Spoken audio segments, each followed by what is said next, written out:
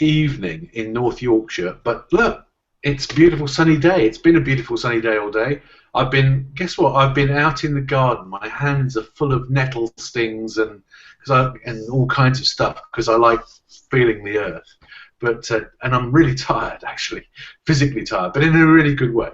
So I'm actually, that's put me in a really lovely place to connect with the awesome, as I was advised this afternoon, the awesome Jacqui Forde. Hi, Jacqui. How you doing? Hi, Julian. I'm sorry, I'm laughing at that description. Was that Yoga Mark? No. He probably wouldn't be as polite. But anyway, the point of this. So a while back, I mean, I've been kind of on my travels talking to people in the Three Principles community, etc., and there were like these whispers about something that was going on in May in Scotland, and Jacqui Forde was organising and so on, and I knew very little about it, but it sounded like really exciting. You know, I'm already excited for you, and I know nothing about it, Jacqui. So it was like, oh, all right, okay, let's talk to Jacqui and see what it's about, see what's unfolding. So I don't need to say any more. Over to you. What is unfolding?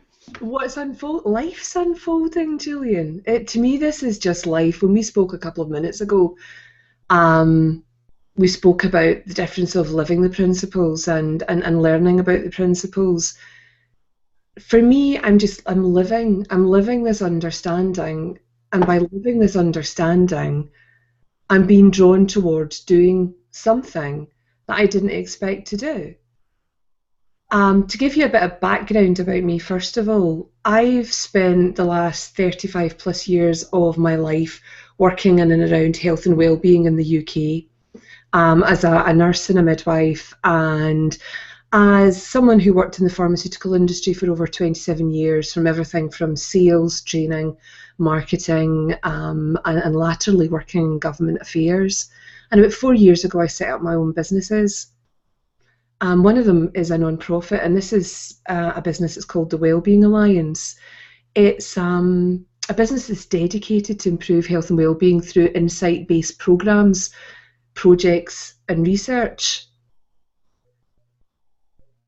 And over the last 10 months, that whole business has changed its focus, because previously that's not what it did. It did something similar but very, very different. And wellbeing works in the UK. I understand how governments and third sector and policy works in the UK.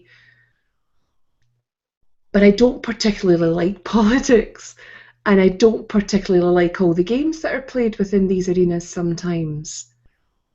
So if you had said to me over a year ago, would I be doing what I'm doing right now?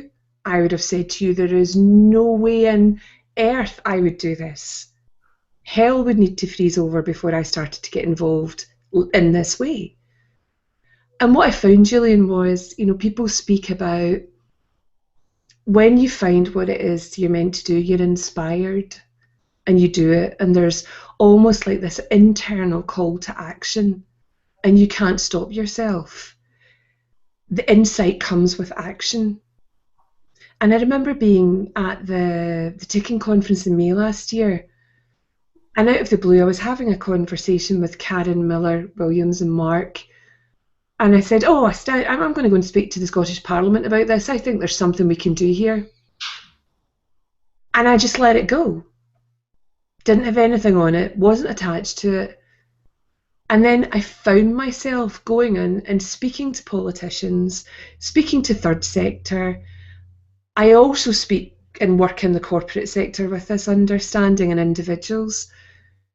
And as I said to you earlier, this work that I'm doing with the Scottish Parliament and third sector, I'm not being paid for it. It's a very expensive hobby at the moment. But the universe is calling on me to do this, but it's not a gentle push I'm being given. It's a rather large tug in my ear that's pulling me towards going in and speaking to these people and having conversations about what I see as fundamentally the truth.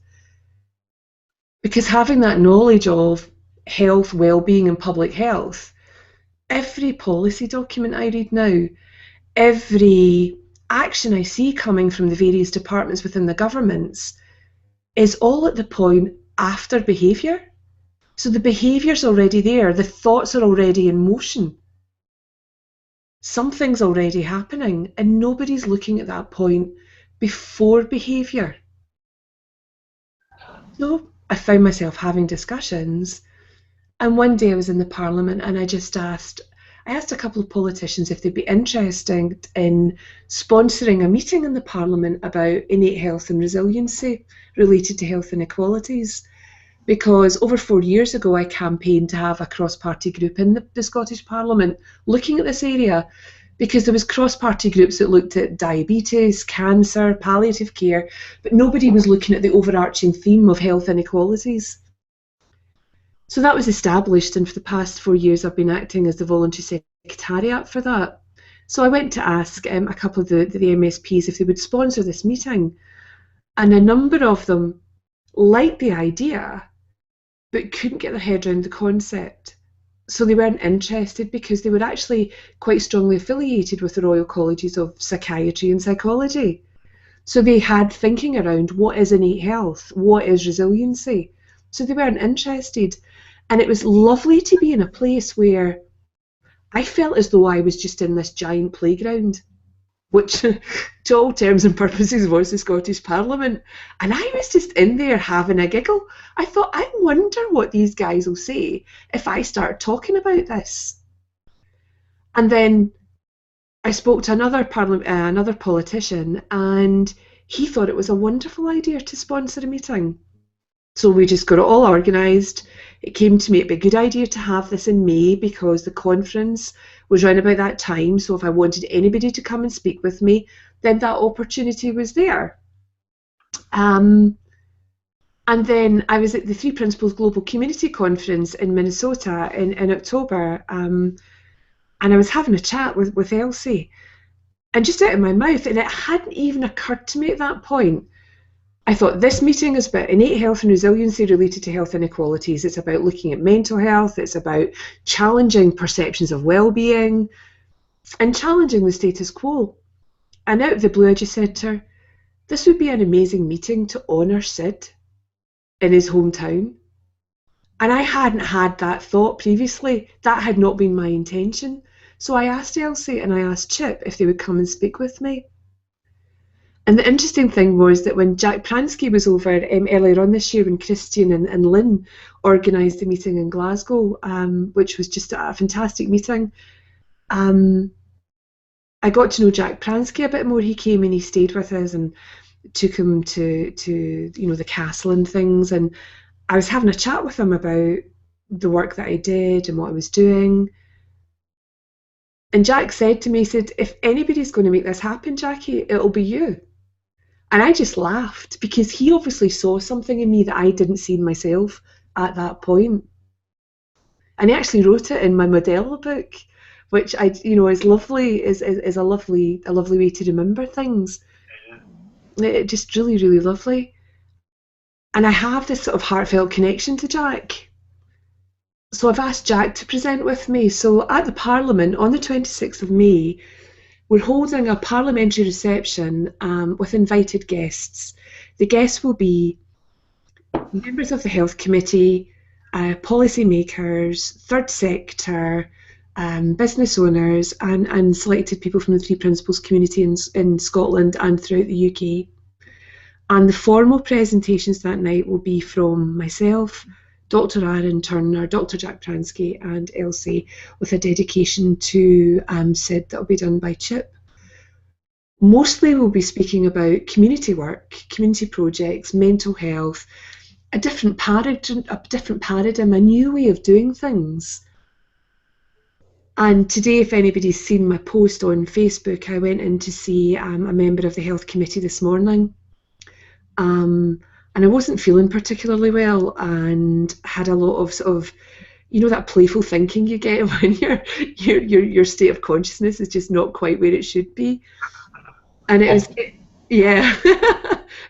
was so enlightening to see my thinking and to see it so clearly. sort of fearful thoughts, anxiety thoughts, like I shouldn't be here, what am I going to say to this guy? What's he going to say? Is he going to think I'm a complete idiot? Because I am going to speak to him about the spiritual nature of the principles. I am so going to speak to him about this, because that's the truth. That is the truth. And then that would settle and I'd get into a nice zone, and then, it would all pop up again. But the meeting went spectacularly well. He got what I was talking about, which really, really was lovely. It was really lovely. So as a result of that, he's going to help me encourage other MSPs from the other committees to come along. And last week there was a debate in the Scottish Parliament about health inequalities. So and he spoke at that debate. So he's really going to help, and he's invited me back in May before the meeting just to have another chat. So what I'm doing for me is I'm just living. And I'm not shouting about this, because to me, it's just what I'm doing. It just feels ordinary. I'm letting everything unfold. Previously, if I'd been doing something with the Scottish Parliament, if I was working on a campaign to move something forward, I would be working with my spreadsheets. I'd have my objectives, my strategic purpose, my key stakeholders. It would all be planned out to the nth degree, completely planned out. This I'm letting unfold, and it's not that I'm letting it unfold, that's the wrong thing to say. I'm so relaxed about it because I know it's absolutely what I'm meant to do. And without fail, what I've needed has come to me at the moment I've needed it, whether that's been to make a phone call, to connect with someone, to find someone else, to make the plan of what's happening. It's just coming from that space, Julian, which has been lovely. I picked that up when you were talking about when we were corresponding, and a couple of times you mentioned letting it all unfold, and I really wanted to make sure that we touch that aspect on this hangout, because there is a huge difference between when I try and make something happen versus stuff just arriving at my door and all I have to do is to step into it. And I think it's beautiful that this is all happening that way for you. I think there are lots of naysayers about the principles who just kind of don't think that it's a mindset, if that's the right word, that encourages action. But for me, you just get inexorably drawn in the direction that you're, I don't know, look, I'm running out of words already. For me, I've been picking up a video camera for the last 4 years, and it's just something I continue to do, and I don't even know why I do it. And I try the next thing and make it burn and so on, and it's all, it just all seems like the most natural thing in the world to do, which I think is sort of similar to what you were describing there, right? Absolutely. There's nowhere else to be. There's nothing else to do. And what I need comes to me when I need it. I mean, I had a laugh earlier this year. There was a new policy document came out, and it was talking about new strategic approaches to improving health and resilience. And I looked at it, and like I said earlier, I actually giggle now when I read these things. I'm like, my God, they're way ahead of themselves. Why are they not looking at before that point? It just seems so clear and so truthful to see things that way. And I went downstairs, and I was just in the kitchen, and I thought, oh, I'll make a jelly for the family. So I made a jelly. And then I came back upstairs, and I thought, do you know what? I'm just going to write to the health committee, and I'm going to ask to meet all of them. And I wrote a 2-line email asking to meet with members of the health committee. And by that afternoon, I had about 8 replies for people saying, yes, come in. So the amount of thinking that went into making the jelly went into writing that email to the health committee. it was just like there was no thinking in it at all. It was the thing to do. And through that connection and through those meetings, I'm gaining valuable insight into how people think about health. Who are the politicians who naturally perhaps live with this understanding, and how many of them that I'm meeting just don't get it at all. And it doesn't matter to me whether they get it or they don't get it. It's the joy is in the opportunity to talk to people about it, and the opportunity to see my thinking while I'm talking to them about it. The first couple of politicians that I spoke to, I had a lot of thinking about about touching on the spiritual nature of the principles. I thought they're just going to think I'm wacko. I'm just not even going there. And then the next couple of politicians, it just came up in the conversation. Because a lot of people, even in business, and you'll know this yourself, speaking to everyone, people want to compare the principles to something else. They want to have a comparison. They want to compare it to something they already know, to make some kind of sense out of it. And what I love today about the conversation that I had with this politician was, he immediately said to me, he didn't go down the psychological route, he immediately said, oh, there's a Buddhist monk that comes to visit me in my practice in Glasgow. And I just said, that's nice. And then I continued to talk to him about this understanding. And I knew at that point that he had felt something. And in feeling that something, he's willing to move on to the next stage with me, to help me talk to more people in the Parliament about this and encourage his colleagues to come and hear about this. Yet I never mentioned the principles of mind, thought and consciousness. I spoke about the truth, a simple truth, and a misunderstanding that we have in how we create our own reality. And that was really interesting, because that was unexpected.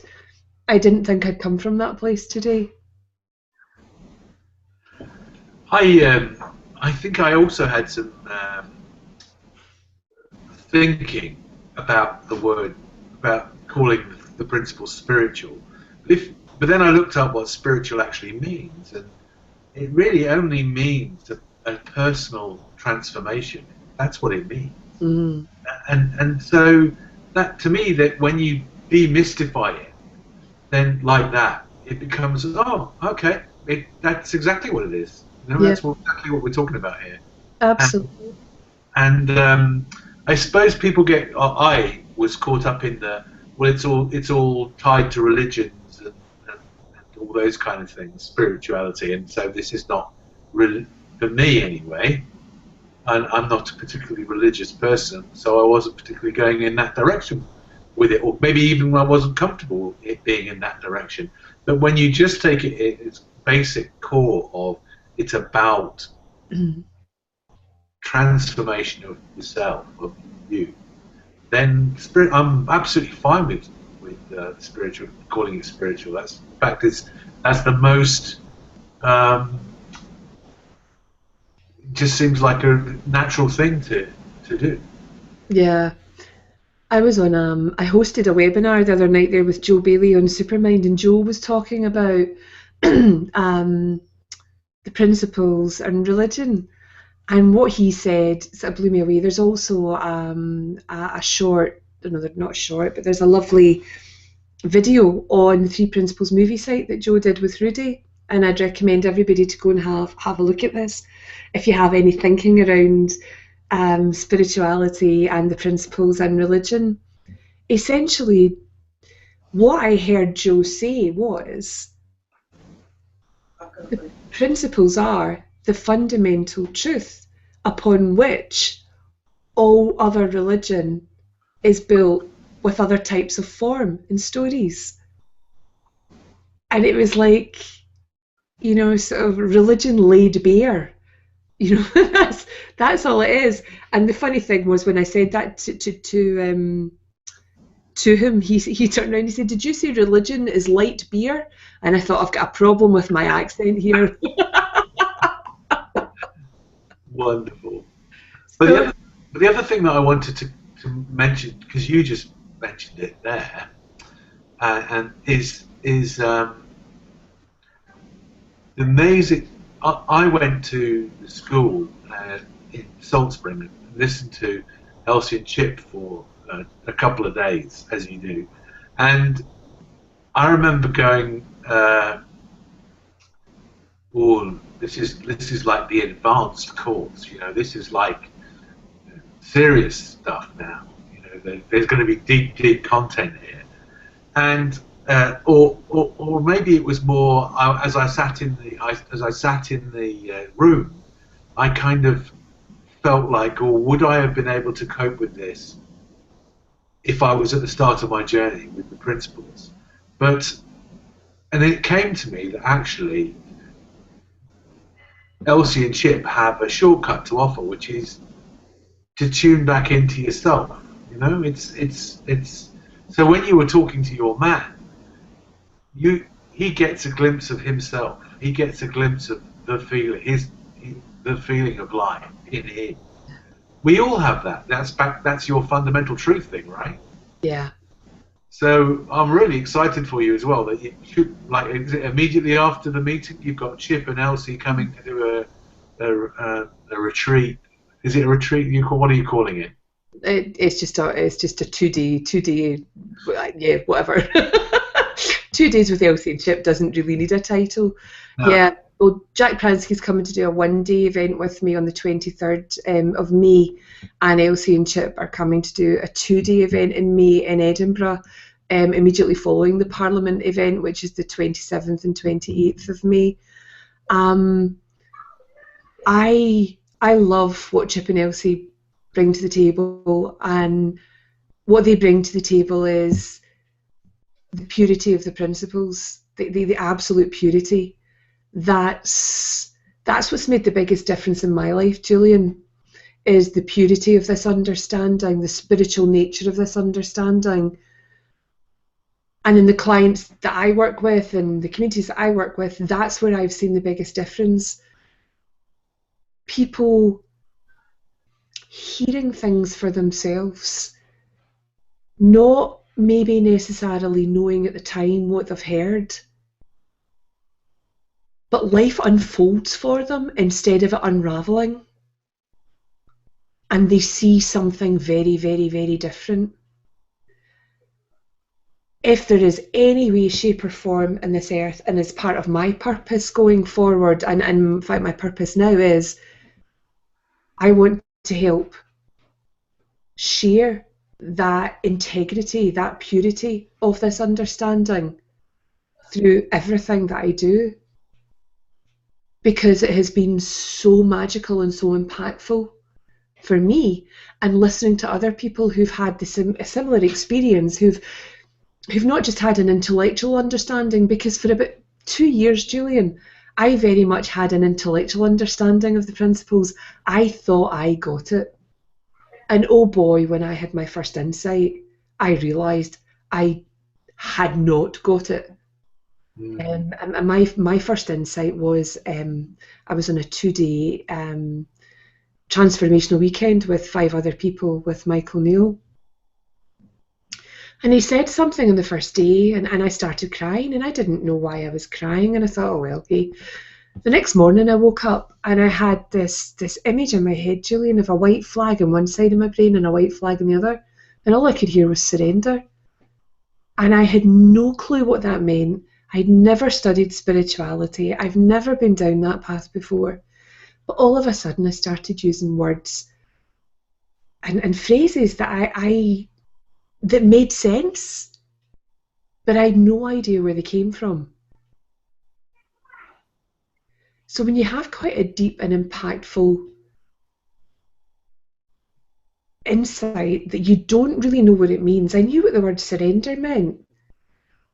But over time I started to see I grew up in the middle of two brothers, so in our house there was always, there was always cowboy movies on, or, Battlestar things or whatever. Sure. And I'd realised that because I'd grown up in this environment, and this is just a story that I had made up for myself, if I wanted to get anything done, I had to battle to get it done. I had to fight my way. I had to prove that I was better than my brothers. I had to, there was always a strive and a push and an energy that was a forceful energy rather than a gentle energy. Me too.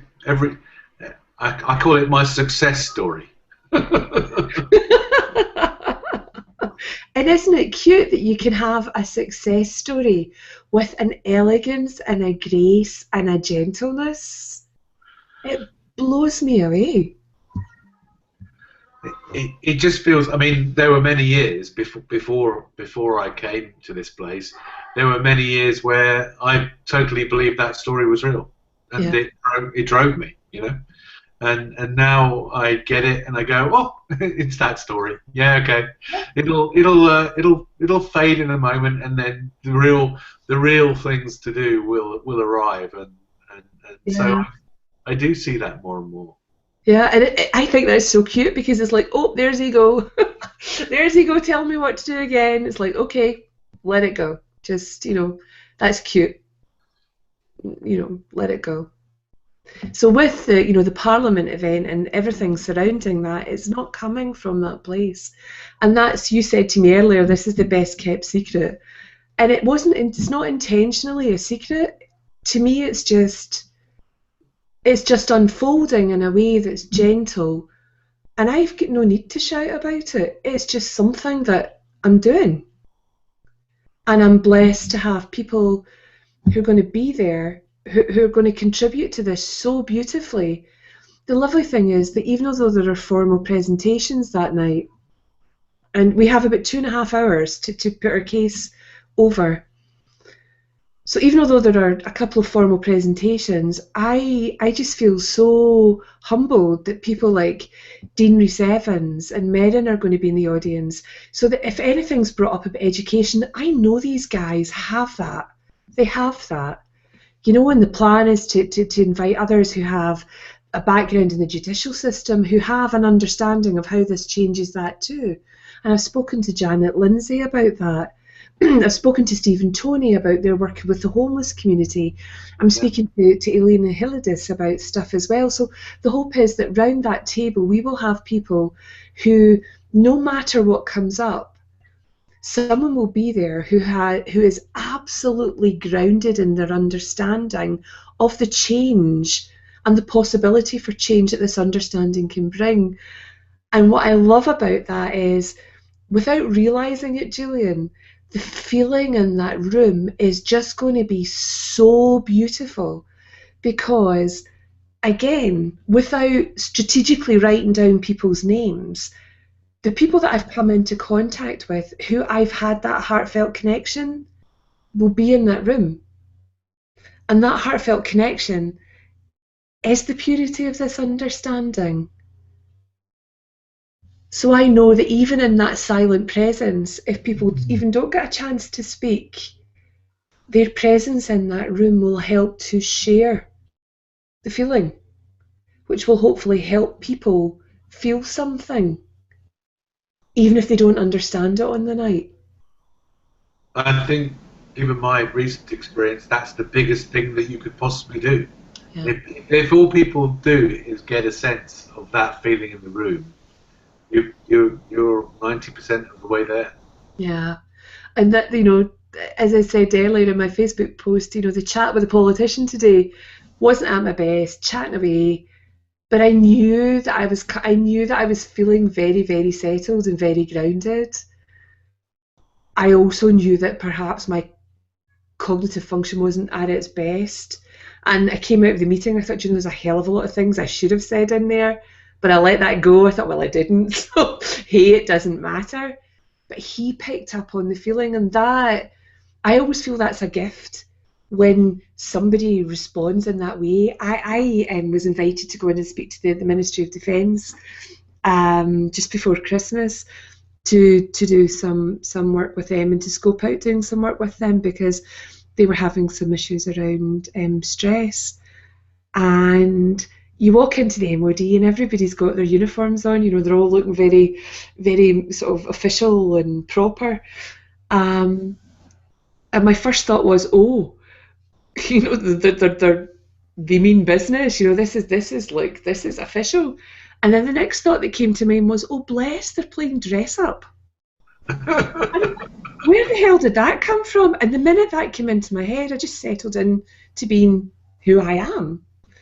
And I never know who I am until I'm there, in that moment. And I spoke with this woman who was their wellbeing officer. And we were just chatting away.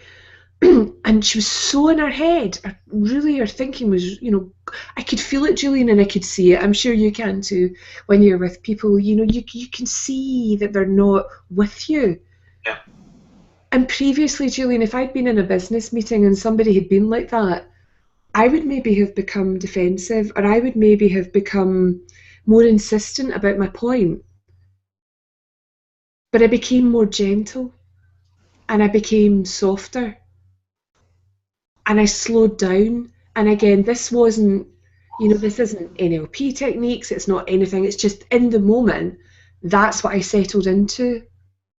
When I left the meeting, the woman gave me a huge big hug and said thank you, and she really, thank you so much for coming in. And, I never expected that from somebody in the MOD, yet that conversation enabled that to happen. And I love that because it breaks down barriers, Julian.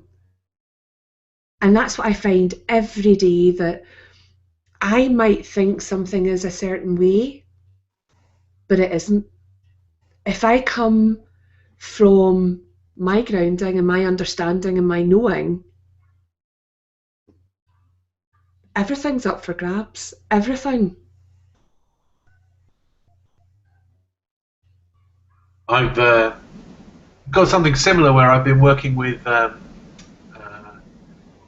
children in a youth club setting, and the accredited youth development workers are all tackling behaviour and dealing with behaviour and setting rules and to try and create the right behaviour. And it's just been a real eye-opener for me, because for me it's just about when these people see, like I'm going to change the story for a moment, like when you were talking about your army thing, I did an interview with a guy who was maybe in his early 30s, and you can see me, I'm a grizzled, 50, early 50 something, and I just went along and I was me, and he was like, no, I am going to put on my, my persona of the marketing manager for da da da da da. It's like, can I have the conversation with you? Not, but so it is so much. It's such a natural thing, and to show up as you, as who you really are, and it's quite disarming for people as well. I think. What do you mean? I can be me, and so to go back to this youth club setting, it's like, no, we have to act this way and we have to do these things and so on and so forth. And it's like, no, what about if we just show up and just be ourselves? Won't they? Kids are really good at sensing what other people are doing, thinking, feeling, and so the best way, maybe not just kids, maybe all of us, we're all really good. So the best way of doing it is just to show up in that place. Yeah, it's so freeing. It is absolutely so freeing to be, and people talk about being your authentic self, and I just love being me. And as I said earlier, I don't know who that is from moment to moment. Sometimes I'll be funny, sometimes I'll be curious, sometimes I'll be generous, sometimes I'll be kind, and sometimes I'll be all of those things plus other things as well. But because I've got no attachment to showing up a certain way, I find that my connections with people are just so much stronger, so much easier, especially especially with family and when you're getting into business discussions with people. I there was one politician I had a conversation with, and when I sat down to speak with him, he he got out his iPhone and he put it at the end of the table and he put the stop clock on. And I just thought that's so funny. And I laughed. And he said, "What are you laughing at?" I said, "This is the first time ever." I said, "I've been put on a stop clock to speak to somebody." I said, I feel as though I should charge you by the second. And he just burst out laughing and he put it away. Just in that moment of humour, he saw the ridiculousness of this stopwatch going by the second. It was like, what was that for?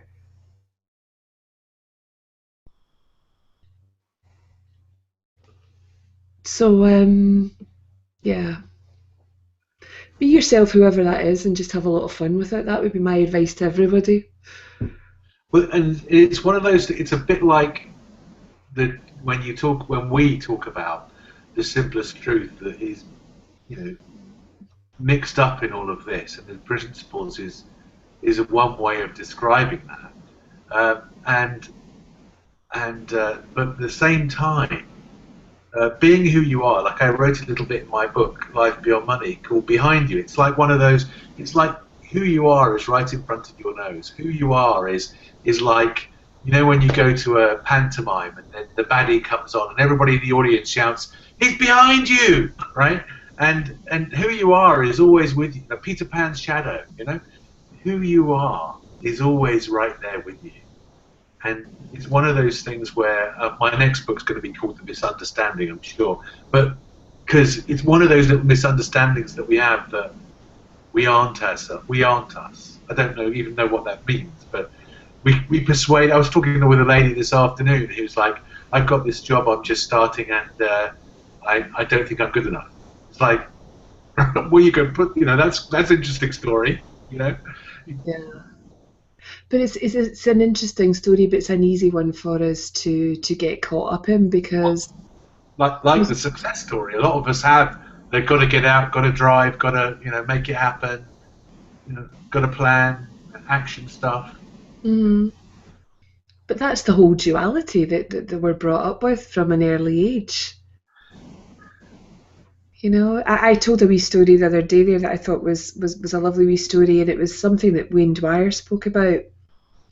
And it was about his daughter, and his daughter came home from school one day, and she had a piece of paper with a gold star on it, and she was really excited she had this gold star because this was validation of who she was and what she'd achieved and what she was about. And she said to her dad, "I learned how to add up today." And her dad said, "Fantastic, you learned to add up.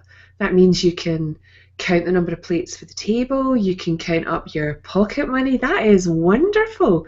She said, "No, Dad, I got a gold star." And he just said, "That's so lovely that you can add up. I just think that's wonderful." And she said to her, "Why are you not bothered about the gold star?" And he said to her that you know that you can do these things and you don't need something to tell you that you can do these things. So the gold star is nice, but it's not something that you need. And the next day the little girl came home from school and she'd been doing subtraction. And she said to her dad, "I've been doing some subtraction today." And he said, "That's fantastic. You'll be able to subtract your money and do all these wonderful things." And he looked at the piece of paper that she had in her hand, and it looked as though a gold star had been ripped off the paper. And he said to her, "Where's the gold star? Why have you taken the gold star off?" And she said, "Oh, I gave it back to the teacher. I gave it to her and told her to give it to someone who needs that kind of thing." And I loved that story, Julian, because it's the whole thing about, if you look at it from the perspective of, yeah, I'm doing this Parliament meeting, I don't need to shout about it because it's just one of these things that I'm doing. I don't feel, my car lease is coming up, and I don't feel as though I need another car. Edinburgh's a small city. I can get around Edinburgh without a car. I don't need it. And you start to see all the things that you've accumulated as part of your story, as part of your success, that really, they're not. They're just things. They're just circumstances. They just are, but they're not who you are. And having that clarity and being able to see that, again, is another very freeing way of being, just to let that go. I mean, I'm at the stage just now, sort of, we've got quite a nice house in Edinburgh, and I'm at the stage saying to my husband, oh, let's just move, let's just sell up and travel the world and, not bother. And he's so not in that place. And it's wonderful because it's teaching me where he is. And it's wonderful. I love it. And I'm learning about me and where my thoughts are going and what it is I want to do, and learning to compromise in that space. It's just fantastic. There is Beck and I, obviously, we're both students and the principals, but and I think there's something that we're spotting, which is exactly what you're talking about. It's that the ease with which you can be yourself, you're allowing yourself to be yourself, and B, the flexibility with other people, relationships, and stuff.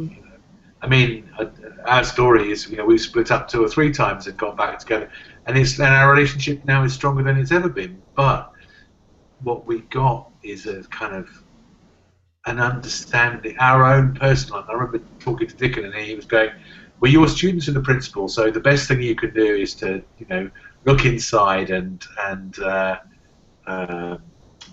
manage your relationship with yourself, and the more that I can feel me and what I'm tuned into, and the more that I can see somebody else from that place, the better it is, the more flexible I can be.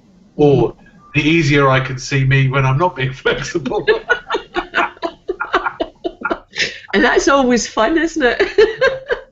It's always fun. I tell you a funny story about that. The other day there, I was tired. I hadn't slept well, and I was sitting in the kitchen with my husband, and he was eating lunch, and I didn't feel eating anything, and he was crunching, and I could hear him crunching, and I thought, God, that's so annoying. But I could see that I was thinking that's so annoying, and I actually said to him, I'm in a really low mood at the moment. I'm just going to go out of the room. I just left him to have his lunch. And I got out the room, I burst out laughing, and I came back in again. And I said, it's okay, I've got it. And I just sat there, and then I didn't hear it again. It didn't bother me. Isn't that wonderful? It is lovely. He just laughs at me now or pats me on the head, which I find quite funny now too. Whereas before I'd probably been quite angry about it, whereas it's quite cute now. Lovely. So in the aim of keeping this, I like to keep these things quite short, is there something we missed? You wanted to talk about, mention some other stuff. Did we mention it all along the way?